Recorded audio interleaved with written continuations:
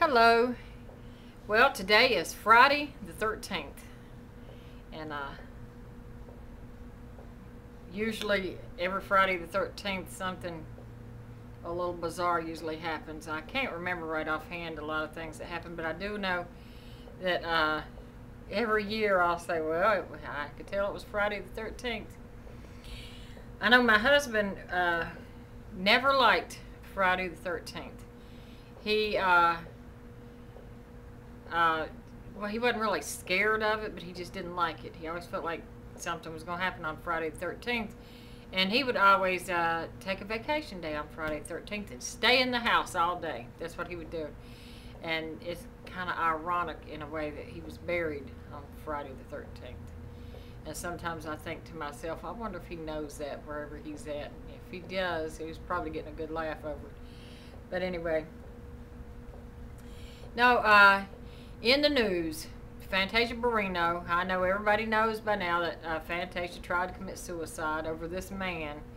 You know, don't ever try to kill yourself over a man. First of all, don't try to kill yourself over anything, but anyway, much less a man.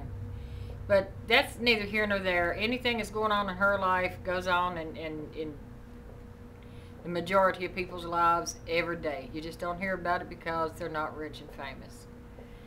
I say leave her alone. And the thing of it is, the laws here in North Carolina seriously need to be changed. These are not the Dark Ages and the Stone Ages anymore. If we allow people to sue for alienation of affection and take from the other woman or the other man, then, I mean, that's no better than the woman that's waiting in Iran to be stoned to death for adultery. It's outdated. It's ridiculous.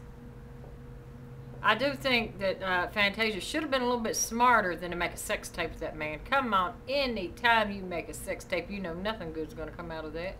Nothing. She ought to stopped and thought about that. She's making a sex tape with this man. Let's see. Maybe they won't be together forever, and he might use that to blackmail her one day, and then she might have to pay a lot of money, you know, or, you know, I guess she didn't factor in the fact that his wife was going to sue her for everything she had for alienation of affection, which is a stupid law. Like us taxpayers here in North Carolina have nothing better to pay our taxes on than for a case where somebody's going to sue because she took my husband. First of all, nobody can take your husband. Nobody can take your husband or your wife. If your husband or wife can be taken, then you may as well let them go because they were not committed to you in the first place. Let it go. And that's all I got to say about that subject. Matrice Richardson, she's the woman that was let go from the police department, I believe in Arizona, on September the 17th of 2009. Let go in the middle of the night with no car, no money, and no cell phone. And they found her body the other day in a canyon. Her skeletal remains. Just a few weeks ago, there was a lot of sightings in Las Vegas. And they'd been looking in Las Vegas for her. But Matrice's mother said that she knew that was not her daughter in Las Vegas, that Matrice did not run away. And the thing of it is, Latrice, that's her mother, was on Jane Velez Mitchell last night. I think it's Jane Velez Mitchell or either Nancy Grace, one of the two. And she was talking about Matrice. But the thing of it was, there was a tape that was played because the police department said that nobody would come get the girl. That's what they say. They couldn't hold her and nobody would come get her. They had to let her go. On this tape that was played last night, it was a conversation between Matrice Richardson and a police officer. Latrice is Matrice's mother. Matrice Richardson told that police officer, if you're going to release her on her recognizances, if you're going to do it tonight, I'll be there. She said, but if you're not going to do it until in the morning, then I'll just wait till tomorrow. And she said, but I need to know because she's not from around here and she's not familiar with this area. And I just don't want you to release her. And I wake up in the morning, and she sort of laughed about it then, you know. She said, I just don't want to wake up in the morning and read in the paper that she's found somewhere laying with her head cut off. And they both laughed over it. And he was like, oh, no, that's not going to happen. He was like, we'll take care of her or something. And she was like, well, I have no doubt that she's in good hands. I just want to be sure, you know, she wasn't going to be released tonight. They said no, that she wouldn't be. That's on tape. So I don't see how they're going to say that they followed a protocol and that this woman does not have a right to sue the police department, because I believe she does. Common sense would have told them, especially in this day and time, the way that stuff goes on, you do not release a young woman, or any woman for that matter, out into the dark.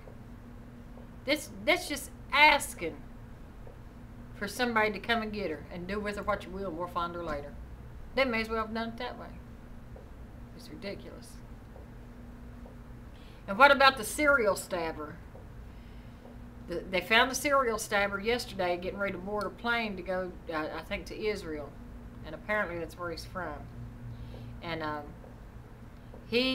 for those of you who don't know about him, he has stabbed people from in Ohio, Virginia, and Tennessee, I think. And he was caught in Atlanta, Georgia. And he stabbed 20 men. So, I think 5 of them died. 15 of them lived, but 5 of them died. And it had this one young boy, I think he was like 19, and it showed him on the news, and I felt really sorry for him because he was stabbed by the serial stabber. He was stabbed in the heart, in the lung, and in the liver, I believe.